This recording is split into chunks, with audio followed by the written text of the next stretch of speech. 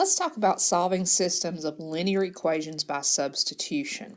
Here is an example of a set or system of linear equations that you might see. 3x plus y is equal to 2, and 2x minus 3y is equal to 6. This system of linear equations is solved simultaneously, which means we solve them at the same time so that the solution of the set is actually the point of intersection between those two lines. Okay, so if we were going to graph this, we would graph each line individually on the same grid, and we would find the point where they intersected, and that would be our solution. Substitution is a method that we can use to algebraically solve these two so that we can get the coordinate pair where the two lines would intersect without graphing them, okay? So that's what we're going to look at doing. So the first step in solving by substitution is to choose one of the two equations and solve for one of the two variables. It's usually best to pick the equation that has a variable that has a coefficient of +1 or -1 because solving for that variable will not create fractions in the expression that you get. So let's take our first equation right here and let's solve that equation for the y variable. So I've got 3x plus y is equal to 2. I'm going to solve for y, so I'll need to move the 3x over here to the other side with 2. Subtract it from both sides. Okay. And then we solve that for that, well, we have solved for that variable, okay? That's as far as we can go with that.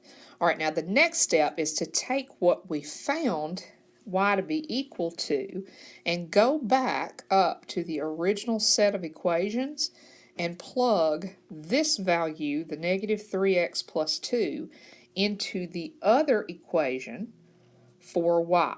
Okay, so this y right here is where we're going to plug this -3x plus 2 into. Okay, so let's do that. Let's take our 2x minus 3 times y equals 6, and let's plug that -3x plus 2 in its place. Okay, now what you'll need to do is solve for the x. Okay, solve for the other variable. All right, so let's go ahead and do that. If I distribute the -3, 2x plus 9x minus 6 is equal to 6.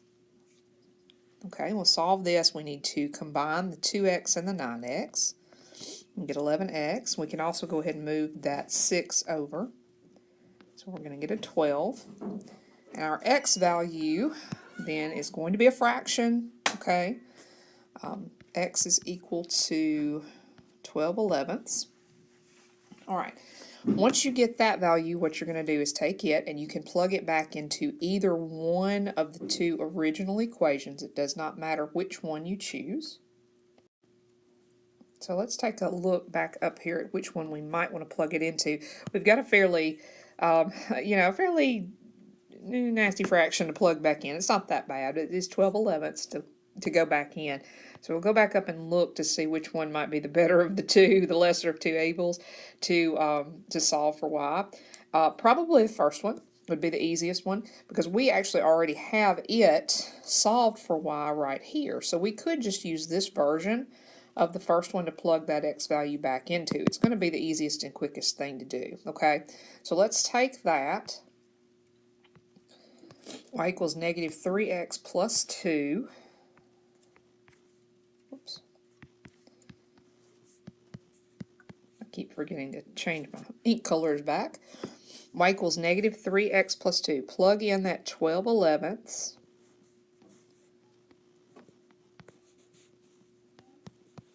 Okay, we are going to have to get a common denominator. Let's go ahead and multiply the -3 times that 12/11 before we mess with the denominators. So that's going to give me a -36/11. And to get an 11, on the denominator from the 2, we'll need to multiply 2 times 11 over 11. And that's just simply going to be 22 over 11. Then we just subtract, no big deal. If we subtract this, let's see, we're going to get a negative 14/11 for our y coordinate. So that gives us an x and a y. The x was 12/11, the y is negative 14/11, so that's our solution.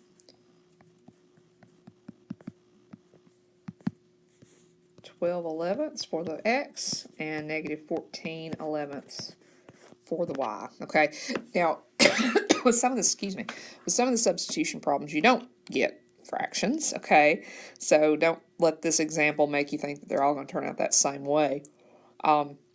Typically, substitution is really easy to do, really easy to use, and it wasn't that bad even with this, because plugging the fraction back into that one that was already solved for y actually was pretty easy to do. So don't be afraid of this method. Practice it on a couple of them. If you like it better than the elimination by addition, then you can use this method.